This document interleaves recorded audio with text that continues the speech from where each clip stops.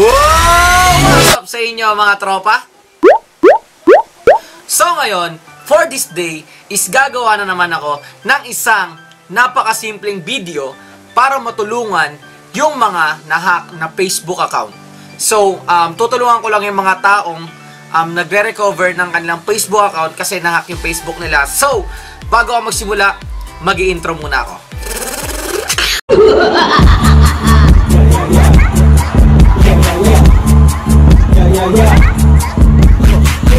So yun nga mga katropa, for today's video is gagawa ko na naman ng isang video para matulungan yung mga nahihirapan sa pag-recover ng kanilang Facebook account. So let's go! Direct to the point na tayo. At kung bago ka pa lang sa channel ko, is huwag mo kakalimutang panoorin muna yung unang video patungkol sa pag-recover ng Facebook account. Dahil meron akong mga past videos patungkol doon. So panoorin mo muna. Lalong-lalo yung unang recovery na video ko. So, let's go. Una, kapag mag-recover ka is lagi mong tatandaan na mag-open ka ng ang FB not using the FB app. Ang gagamitin mo is browser or Chrome. So, punta na tayo sa Chrome. Then, kapag nasa Chrome na kayo, siguro familiar naman kayo sa browser, ang itatype nyo lang is facebook.com/login/identify. Again, facebook.com/login/identify. Ilalagay ko po yung picture sa baba dito. So kapag tapos na po kayo doon is pindutin nyo na. Then ang lalabas is Facebook. Enter your phone number or email. So may nakalagay doon na mobile number, email. So ang gagawin natin dyan is, syempre kapag nahack ka, nabago na yung email mo, nabago na rin yung phone number mo. So, ang gagawin mo is, isi-search natin yung full name mo. Yes, tama po kayo ng pagkakarinig, yung full name mo. So, itatype na natin yan. So, kapag na-type nyo na, ang lalabas dyan is, yan. So, pindutin nyo na po yung search. Yan. Search. Then, after nyo po ma-search, is lalabas ulit yung get a code to reset your password. So, kaso nga, kapag Yahoo yung gamit mo is, syempre, outdated na yan. Hindi mo na ma-open yan kasi kalamihan din is, hindi na maalala yung password nila dun sa Yahoo Mail nila. So, kasi mga 2010 or 2009 pag ginawa yun. So, ang pipindutin mo is yung enter password to login. So, kapag pinindut mo yung enter password to login, magta-type ka lang, again, magta-type ka lang ng kahit ano na password para lang may type ka. Dahil nga, nahack yung Facebook account mo, for sure, ang lalabas dyan is, eto na, incorrect password, try again. Kasi nga, nag-try lang tayo ng mga password, nag-guess lang tayo ng password para lang may tuloy itong process na to ng recovery.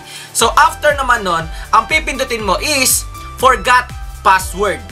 Ayan, forgot password. May kita nyo yan sa baba, yung forgot password. After nung forgot password is may lalabas na try to get access to your email. Yan. Try to get access to your email.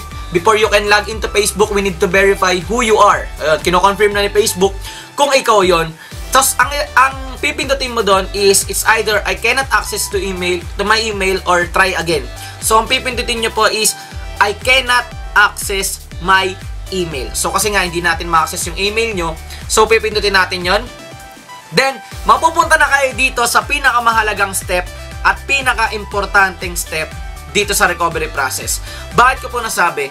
Kasi, kalimitan is hindi lumalabas tong step na to na how can we reach you? So, hindi ko alam kung kita dyan eh. Yan. Yung step na yan na how can we reach you. Kapag lumabas na yung how can we reach you na yan is matuwa ka na kahit papano. Dahil nga, hindi lagi lumalabas tong how can we reach you na step na to. So, sa how can we reach you, tinatanong niya kung anong email, especially Gmail yung gamitin nyo. Again guys, advice ko lang sa mga bago. Gmail na bagong gawa yung gagamitin nyo dito. So, again, Gmail para mas maganda. So, mag-enter ka ng new email tsaka confirm new email. So, yung ginawa mong panibagong Gmail account is dyan mo po ilalagay yan. Yan, ilalagay ko dyan. Dyan mo ilalagay. Uulitin mo lang. So, again, sa mga hindi pa marunong gumawa ng Gmail account is I think gagawa ulit ako ng panibagong video patungkol naman sa paggawa ng Gmail account. So, gagawa kayo ng panibagong Gmail account. It's either sa Gmail app or sa browser. Pwede kayong gumawa nun. So, pindutin nyo lang gmail.com, tapos create account, tapos mag-verify ng password, tapos okay na po yun. Then, kapag meron na kayong panibagong Gmail, is, ayun yung, tandaan nyo lang po yung password nun. Siyempre, hindi nyo makakalimutan. At i-check nyo rin yung letter by letter dito sa How Can We Reach You para hindi nyo po makalimutan. So, kapag nandito kayo sa How Can We Reach You, is pindutin nyo lang yung continue kapag meron na po kayong bagong gawang Gmail. Huwag nyo kakalimutan bagong gawang Gmail. Para lang yun sa recovery process. Kasi dun po kayo mag-check ng link na recovery kapag nakapagsabit na po kayo ng full name at ID. Then, pindutin natin yung continue. Kapag nasa continue na po tayo, ang makikita natin doon is yung I can't log in. Doon na po ilalagay yung full name. Yung full name ay nakabase, it's either to your ID or kung paano ka nag-sign up nung dating Facebook mo. So, mas maganda sa ID mo siya i-base. Then, kapag nasa full name ka na, i-check mo rin letter by letter. Then, choose file. So, sa nakaraang video ko, nandun naman yun. So, pag nag-choose file kayo, valid ID yung gagamitin nyo. Then, meron tayong mga list of valid IDs na pwede mong i-submit kay Facebook team. So, ayun, sa mga nagbagong subscriber ko pa lang dito is, ilalagay ko ulit dito sa gilid yung mga valid IDs na pwede nyo i-submit. Ayan. Nandito lang yung sa gilid ko. Then, i-check nyo na lang po. Then, kung alam nyo na yung mga valid IDs is maghanap na po kayo at picturean nyo na ng malinaw. Yung malinaw yung pagkaka-capture nyo para madaling ma-verify at ma-detect ni Facebook team yung account ninyo.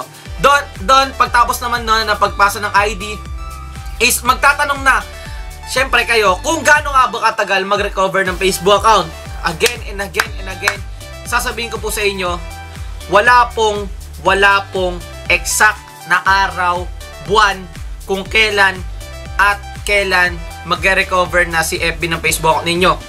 Kung kailan na siya i-verify ni Facebook na sa'yo nga yun. So ngayon, ang tanong ng karamihan, ano po ang mangyayari kapag tapos ko nang i-submit yung valid ID at full name ko kay Facebook? Ang lalabas doon is thanks for contacting the Facebook. So, ayun na, nagtatake ko na sa'yo kasi dahil nga isa ka sa nagbe-verify ng iyong Facebook account na pagmamayari mo yon. So, i-verify na yon, nasa process na yon ng review. So, hindi po madali ang ginagawa ng Facebook team kasi merong automated na review, merong manual review, kaya mahirap po siya. So, gaano po katagal mag-recover ng Facebook account? Ayun po yung tanong ng karamihan. Sasabihin ko po ulit sa mga bagong nanonood, wala po at wala pong exact na araw, buwan, kung kailan, maging oras, segundo, minuto, wala pong exact na araw dahil na kay Facebook team po talaga ang decision dyan kung ibibigay niya sa inyo yung account kasi under process siya at i-verify nila na pagmamayari mo po yan.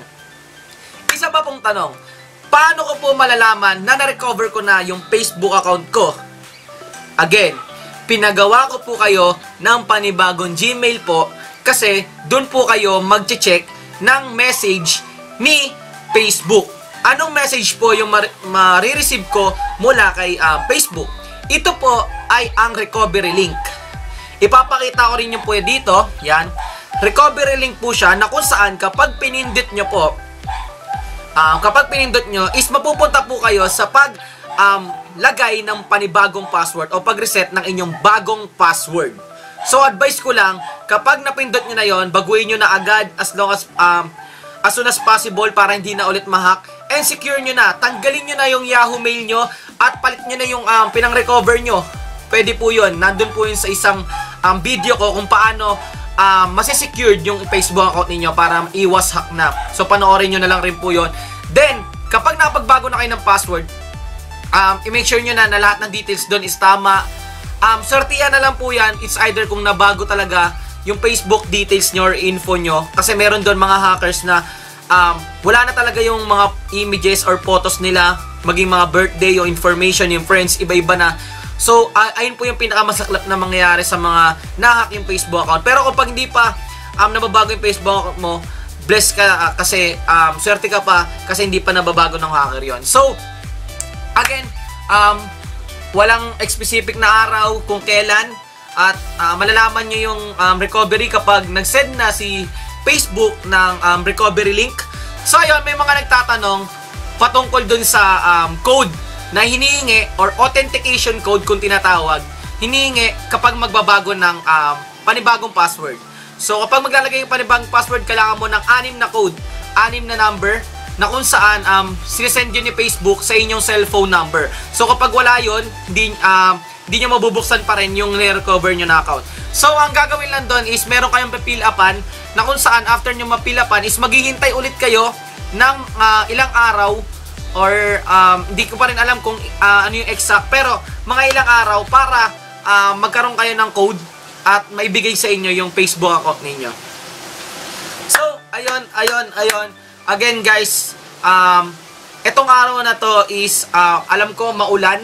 So, ingat-ingat na lang po tayo dyan kung nasa man po kayo. At maraming salamat sa lahat ng mga nagpapasalamat din sa akin through Messenger, comment section sa YouTube, personal.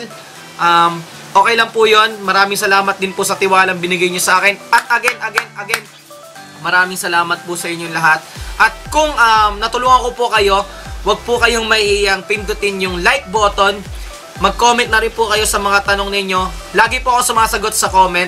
So, maging respectful lang rin po rin tayo sa pagko-comment dahil meron po tayong tinatawag na YouTube Community Guidelines. So, yun lang po. At again, kung natulungan ko po kayo, please do click the subscribe button at yung notification bell sa gilid para sure na updated ka po sa mga future uploads ko. So again, thank you po sa inyong lahat. God bless. This is Steve Mart TV.